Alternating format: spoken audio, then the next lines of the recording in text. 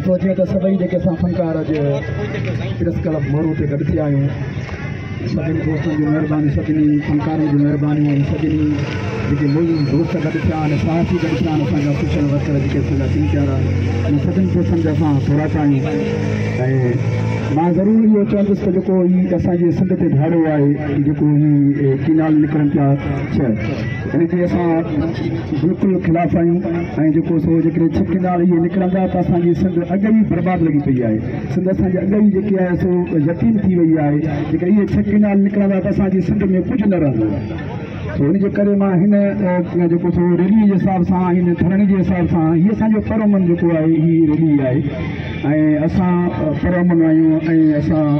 अमन जा सफ़ीर आहियूं ऐं जिते वेंदा आहियूं अमन जो पैगाम ॾींदा आहियूं छो जो मां हिन कलाम सां हिन रैलीअ खे बीठा कंदुसि जो मुंहिंजो कलाम मशहूरु आहे मां तव्हांजे दोस्तनि खे ॿुधायां थो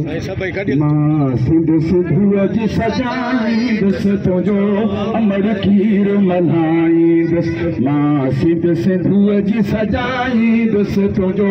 अमर खीर मल्हाईंदुसि ओ जी जल खीर मल्हाईंदुसि तुंहिंजो अमर खीर मल्हाईंदुसि तुंहिंजो जी जल खीर मल्हाईंदुसि तुंहिंजो जी जल खीर मल्हाईंदुसि सिंध सिंधूअ जी सजाईंदुसि तुंहिंजो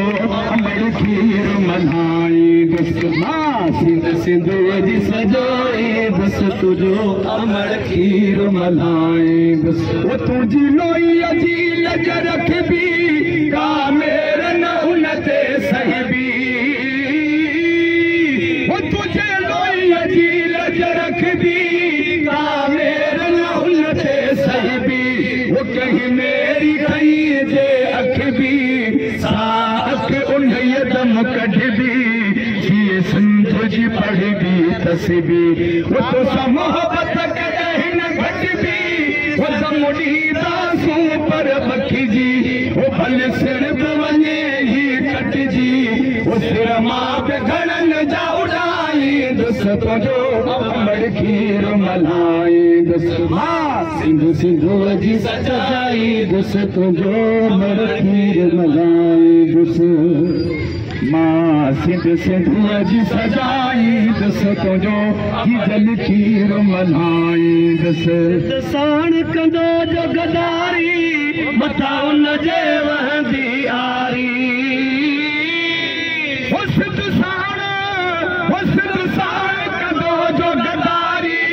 मथां उन जे वहंदी आरी वो तारीख़ में लिखब मयारी थींदो धरतीअ जो ॾोहारी कंदो हर को उन खां बेज़ारी असां देश त जिंद आवारी असां पोइ हटाई सभु हारी था आणणु चाहियूं बहारी वो तुंहिंजा घर दिमाग़ बणाईंदुसि तुंहिंजो अमर खीर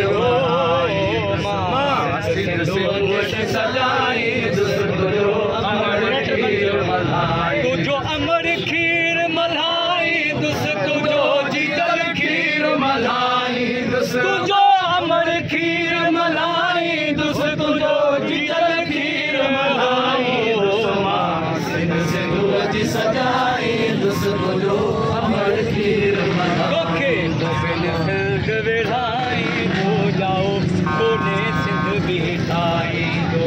जाओ कोने सिंध बिठाई दो जाओ कोने सिंध बिठाई जाओ कोने सिंध बिठाई दो जाओ कोने सिंध बिठाई दो